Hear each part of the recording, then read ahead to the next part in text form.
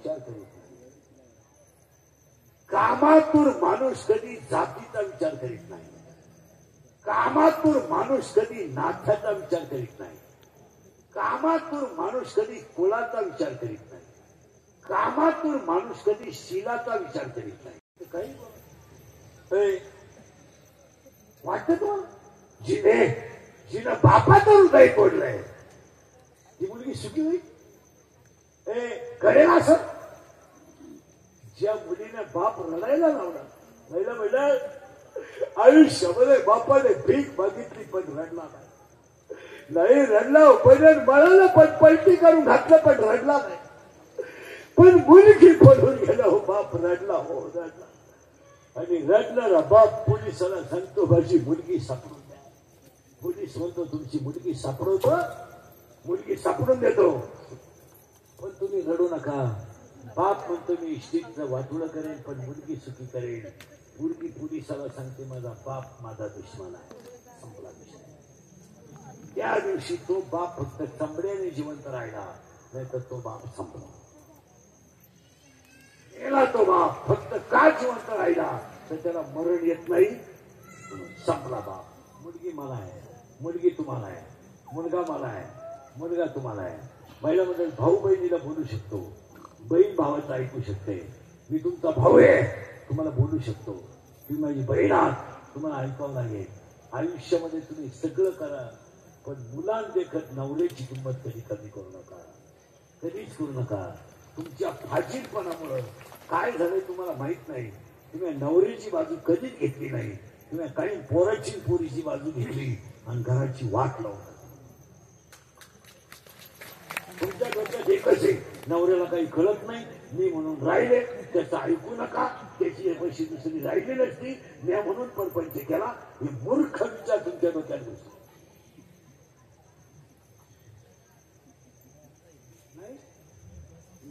नवऱ्याच्या पाया पडा असं म्हणणारा मी नाही नाही कलियुग आहे. तुम्ही नवऱ्याच्या पाया पडा असं मी म्हणणार नाही पण पोरांना नवऱ्याची भीती तर दाखवा. हे काम नाही तुमचं. पोरगी प्रेमात पडली तुम्हाला माहित नाही. माहित नाही तुमची पोरगी प्रेमात पडली तुम्हाला माहित नाही. पोरगी रविवारी शाळेत जाती जाताना दप्तर येत नाही तुम्हाला कळत नाही. पोरगी कॉलेजवरून आल्यावर शेवट नाही तुम्हाला कळत नाही. तिने अन्नदान सुरू केलं का कॉलेजला. पोरीच्या मोबाईलची मेमरी दुपारी पॅक होते तुम्हाला कळत नाही. पोरगी कुणाच्या प्रेमात पडली हे सुद्धा आईला माहिती आहे. पोरगी पळून कधी जाणारी हे आईला माहिती आहे आणि कुणा संग जाणारी हे आईला माहिती आहे आणि कवा जाणार आहे हे आईला माहिती आहे. बोला खोटं बोलू नका. घ्या माहिती शपथ. भामटेची सवय लागली बोललं म्हणजे लोकांना राग येतो. गोष्ट खरी आहे का खोटी बोला. आणि पोरगी पळून गेलो आई म्हणती मला अंदाज आलता. तू काय वामाला बसली. आपण जर म्हणलं तुमची पोरगी पोराच्या गाडीवर येईल ती तर तिच्याही म्हणती ते वनस्पती शास्त्री घेतलंय ती पर्यावरणाचा अभ्यास करते. तिथं रोज एक तास डोंगराला राहतो आहे ना डोंगर. खरं आहे का खोटं आहे बोला. राग येईल तुम्हाला. पोरीचे सगळे चाळे आईला माहित असतात. मुलगी मला आहे पोरांचे सगळे चाळे तुम्हाला माहित असतात. पोरगा दारू घेते तुम्हाला माहित नाही. भामट्याचं सोंग घ्यायचं नवऱ्याची बाजू घ्यायची नाही काही पोरांची बाजू घ्यायची. एका मिनिटात तुम्हाला जड जाईल ऐकायला. बापानो कर्ज नाही पोरानो कर्ज आहे. खरं आहे का खोटं आहे बोला. बापावर कर्ज नाही पोरावर कर्ज आहे. पोराची गाडी हप्त्यावर आहे. पोराचा मोबाईल हप्त्यावर आहे आणि पोरावर कर्ज आहे. बापानं मोबाईल शॉपिंग घेऊन दिली. पोराने गेम सुरू केली. 3,000 लावले 9,000 आले. 9,000 लावले 41,000 आले. हजाराची पार्टी दिली 3 लाख गेले. दुकान इकलं. पोराची बाजू घ्यायला ही 1.5 शहाणी निघाली घर सुधराया. ही म्हणजे 3 लाख म्हणजे काही नाही. पण उद्या जर माझ्या दाद्यानं काही बरं वाईट केलं इष्टी नका. बोला बोला बोला. मला का पाप करायला लागतं. आता मी 31 वर्ष पापच करते. खरं बोलणं म्हणजे पापच झालंय. माझ्या इष्टिकीला का काळी लावायची का 10 गुंठे का पण दाद्याचं कर्ज 10 गुंठे गेली. दाद्या प्यायला लागला. बाप पण आपला दादा ते प्यायला लागला. ती उद्या आपल्याला काही लई नाही, तू काही देत नाही. दादा कोणची पोर घाला आणू द्या. हा दादा किती भाग्यवान आहे. लोकांच्या पोरांना बायको करता बायको मिळाला.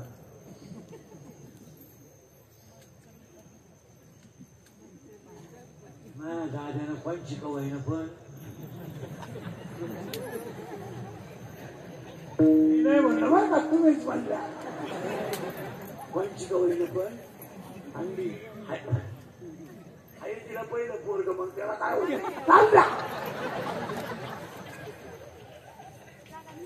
बोलला का लोक म्हणतात काही म्हणत. ही काही नवीन आहे का? ही काही खरा आंबा म्हणतोय का? फक्त खरं ही वस्तू खरी का होती का? आता त्याच्या पुढचं ऐकायचं पुढे जायचं. 40% शाळेतले पोरं मोबाईल मध्ये रमी घेऊन भिकारी झाले. 10% पोरं शेअर मार्केटला भिकारी झाले. आणि 100 पोरांमध्ये 93 पोरं दारू पितात. माझ्या पुढे तुम्ही 100 पोरं उभे करा इथं आता, मी तुम्हाला 93 पोरं दारूने दाखवतो. बोलल कोण? जो बोलला त्याची क्लिप करायची, जो बोलला त्याची पट्टी करायची, त्याचा बांबू चुकतायचा. या जगात खरा बोलला का त्याचा दावा झालाच. खरं आहे का खोटं आहे? ज्याला लवकर मारायचं त्यानं खरं बोलायचं. मी 1000-1500 शिव्या रोज खातो, रोज हलक्या हाती. तरी मी मोबाईल वापरत नाही. आपली परिस्थिती नाही. महाराष्ट्रातल्या सगळ्या गायक वादकां कीर्तनकारांना मी कधी मागायची मी मोबाईल वापरतो. मोबाईल नाही, मला व्हॉट्सअप नाही, फेसबुक नाही, काय नाही. कोण मेलं तपास नाही, कोण आलं तपास नाही. ज्याला गरज येतो आपल्याकडे. आणि मोबाईल वापरल्यामुळं मला इतका फायदा आहे, कोणाचं काय झालं गेलं नाही, कोण मेला तपास नाही, आणि आपल्या साधनेच खंड पडत नाही. आज कीर्तन करायचं म्हणजे किमान 4-1 तास तरी पुस्तक पाहिजे. एवढं खरं. त्याच्यामुळे 3 कीर्तन दिवसभर करतो मी. काही सीझन मधला बोलाय नाही. 80च्या खाली महिना काढित नाही. महिन्याला 80. एक केलं आपल्या झोपायच्या पोटासाठी करावं लागतं. तो पॉट इतकं मोठं आहे का? तसं नाहीये. हिंदुत्वाचे तत्व आहे. शरीर सुंदर आहे तोपर्यंत जग सुंदर आहे. आपलं शरीर थकलं संपला विषय. वेश्या स्मार्ट आहे पण आपल्या खिशात माल येतो. म्हणून याला म्हणायला ओवी केली, दार चेपू नये द्यायची. दरवाजावरून सुद्धा जाऊ नये. अंगातली ताकद आणि खिशातला पैसा संपला का तुम्ही जगातून संपले. मला तुमचं काय म्हणत हे दुर्गती वाक्य ते काल खरे आज खरे. अंगातली ताकद संपली, संपला विषय. खिशातला माल संपला. कोण कोणता भाऊ नाही, कोण कोणता बाप नाही, कोण कोणची आई नाही. सगळी स्वार्थी मंडळ आहे. पहिला मंडळ भाऊ म्हणून सांगतो तुमचा बाप येणार आहे पण बाप आहे. फाटक्या तुकड्या कपड्यातला आहे पण बाप आहे. एकदा आईन बाप गेले माहेरला पूर्ण विराम. संपला विषय. तुमचं काय म्हणत? भाऊ कोट्याधीश आहे, तुम्हाला काय फायदा? काय फायदा? बहीण मला आहे, बहीण तुम्हाला आहे. तुम्ही माझ्या बहिणीसाठी काहीच घेणार नाही. आपली बाजू सेफ आहे तवरच जग. खोटं बोला नाही. पहिला मंडळी 4 वर्षामध्ये तुम्ही पोरांचे लाड केले म्हणून ध्यानात ठेवा. आजच्या कार्यक्रमाचे आयोजक ध्यानात ठेवा. तुम्हाला सांगत होतो 3 महिन्यामध्ये तुम्हाला तुमच्या गावात 3 खोल्या बांधाव्या लागतील स्वतःच्या पैशाने. अशा AC रूम बांधायच्या आणि 3 खोल्यांमध्ये काय काय ठेवायचं ते सांगतो. 3 महिन्यामध्ये प्रत्येक गावात 20% लोक मोबाईल वापरून येणे होणार आहे. Hello hello hello hello hello hello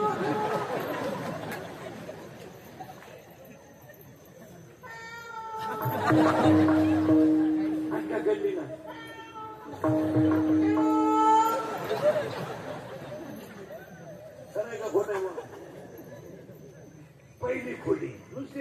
उचलायचा खोलीत नेऊन घालायचा. चाल. दुसऱ्या खोलीत काय ठेवायचं माहिती? दुसऱ्या खोलीत एक इंजेक्शन ठेवायचं आणि आंघोळ झाली का प्रत्येक माणूस खोलीत घालायचा आणि त्याला आनंदाचं इंजेक्शन. आनंदच राहिला नाही लोकांना. मग म्हातारा टोचला का दिवसभर मग म्हातारी टोचून आणायची आणि दोघांचा पावर कमी झाला का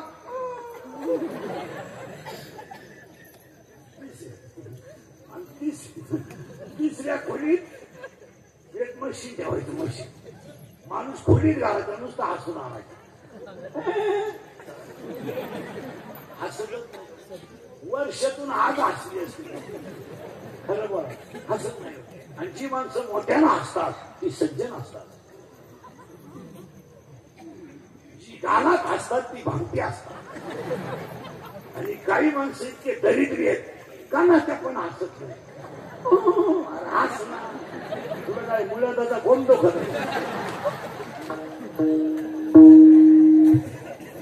हे बा महाराज उद्याचा दिवस आपला असेलच असा नाही खोट आहे. बोला मस्त जगायला काय हरकत. राहायचं तरी किती हे बा येताना काही आले नाही जाताना काही मग आनंदरान जगायला काय हरकत. मी पाहते मला 30 वर्षापासून मोबाईलला इकडे तिकडे पाहत्या.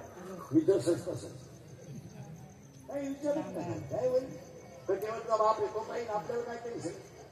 आपण फक्त त्याचं भजन चालू ठेवायचं तो ठरी. आपण नुसतं काय होत नाही तू झोपून घे. आयुष्यभर माळ घालायचं नाही जन लावायचं नाही. मग म्हातारपणी खबाडवा सुरुवात किंवा करायचं.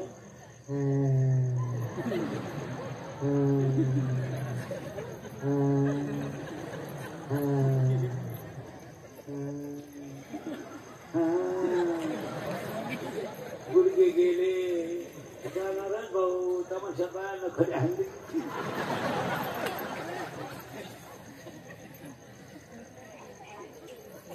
म्हातारपणी अंगणात पडायचं.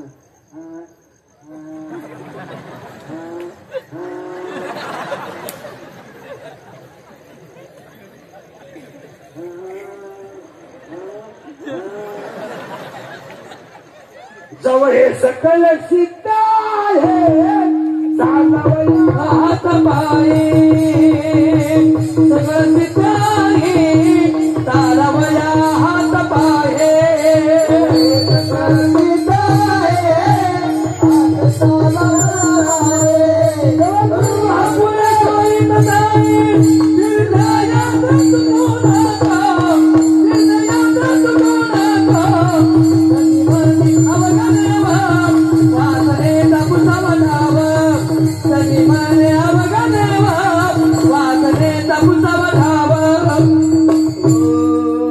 शरीर सुंदर आहे तोपर्यंत जग सुंदर आहे. मान्य आहे का बोला?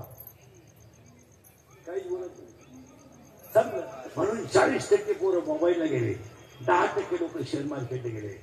पाया पडतो महिला म्हणलं या 4 वर्षात लोकांना इंद्रियचा राग येतो. बरंच बाप जिवंत आहे मुलगा गेला काही जीवन करून टाकले. आणि मुलाला बर्बाद करण्यामध्ये त्याच्या आईचा वाटा आहे. पोरगा दारू प्याला आई पांघरून घालते.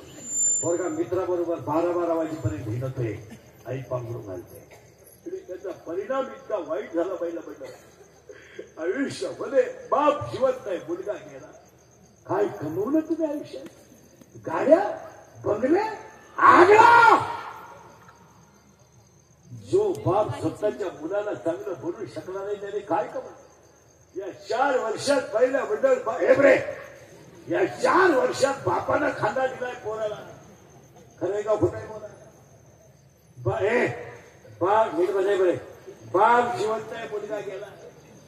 सांगा ज्याचा मुलगा गेला त्या बापानं आयुष्यात काय कमावलं सांगा? गाड्या बंगला आगला. आज आई जर मुलाच्या अंत्यविधीला जात असेल तर आईनं काय कमावलं? 3 रंगाचं लुगडं नेसली ही तिची चूक आहे.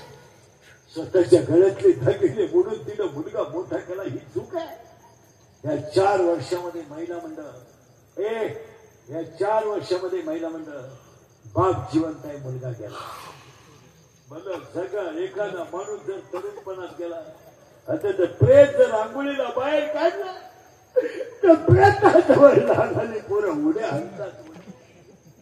काय माहित त्यांना माझा बाप केला, काय माहित त्यांना माझी आई विधवा झाली, आणि काय माहित त्यांना मला बाप मिळणार नाही. मी पोर आईला म्हणता नाही माझ्या बाबाला लोक का आंघोळ घालतात.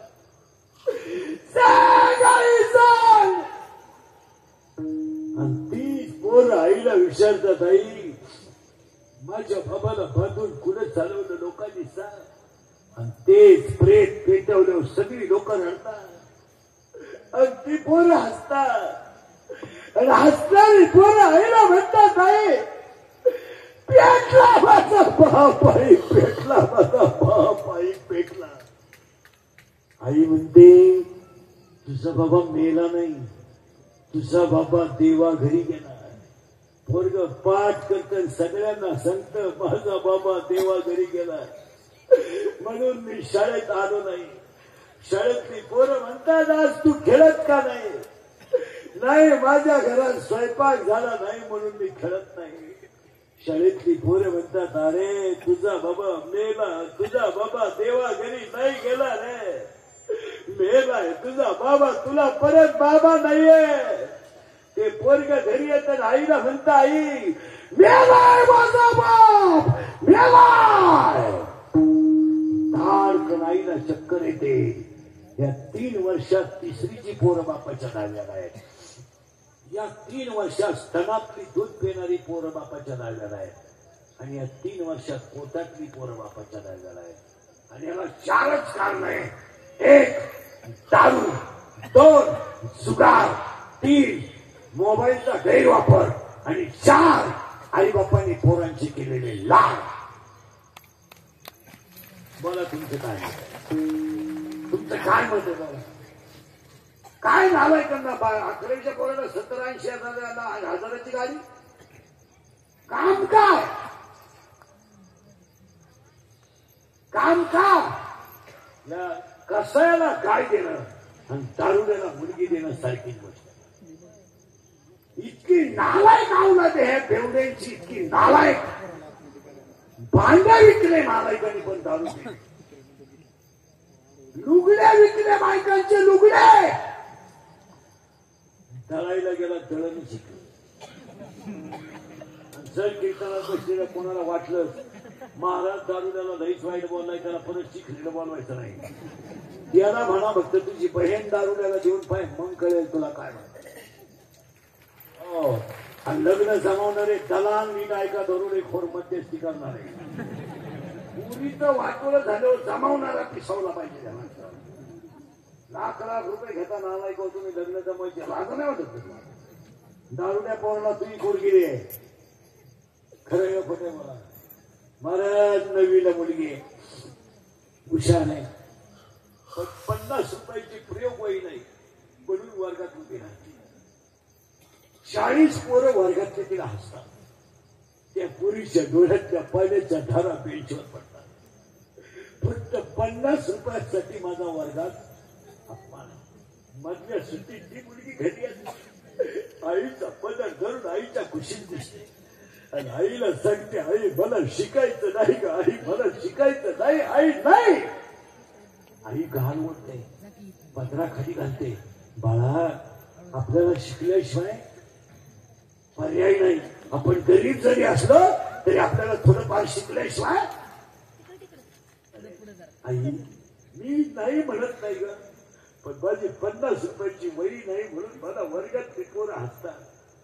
लुगड्याच्या पदराखाली बांधून ठेवलेले ओटीच्या कंबवटीमध्ये 100 रुपयाची नोट आई काढते.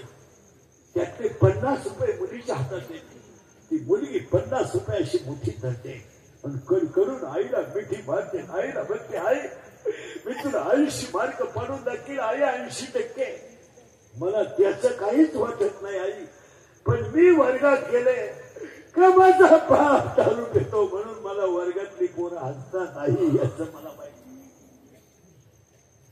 काय जीवन, अरे काय जीवन बनवलंय तुम्ही मला. अरे पांडुरंगाचे उपकार माना. पोट्या पुरतं अन्न मिळतंय, पोट्या पुरतं खायला मिळतंय, तुम्ही महाराष्ट्राचा अभ्यास करा, तुमचा अभ्यास करा. मला रुपया नुकसान नाही झालं पावसाने तुमचं. अरे जनावरे डोळ्यात देखत वाहून गेली. महाराज अंगावर जेवढी कपडे होती तेवढीच राहिली. किती तुमच्यावर पांडुरंगाची कृपा आहे. ही ताकद माहिती का? माना नाही तर नका मानू. ही ताकद ज्ञानेश्वरीची लाथायची. आज एक सुद्धा रुपया सुद्धा तुमचं पुराणं नुकसान झालं नाही. काय म्हणते गेली घर 20 लिटर दूध देणारी गाई जर शेतकऱ्याच्या बायको समोर वाहून गेली संपली झाली.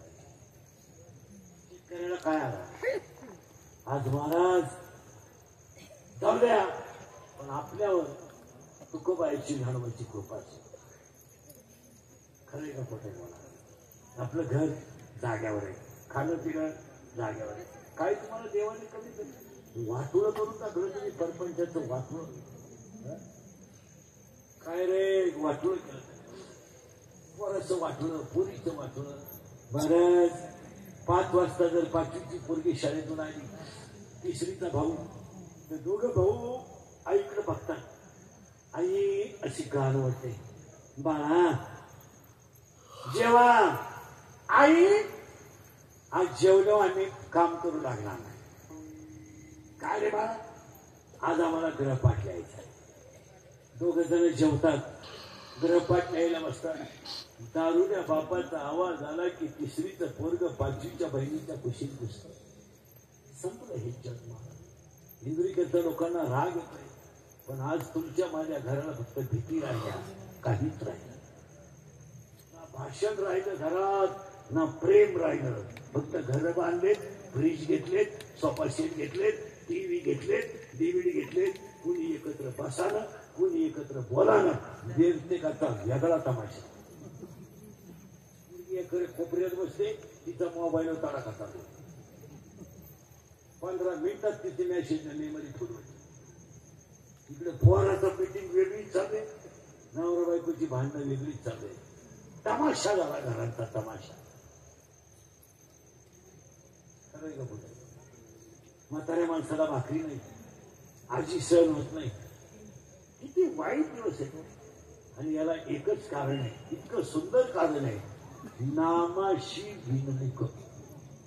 तुमच्या पाया पडून सांगतो, ज्या घरांमध्ये परमार्थाचा ओलावा आहे ते घर आजही वाया जात नाही.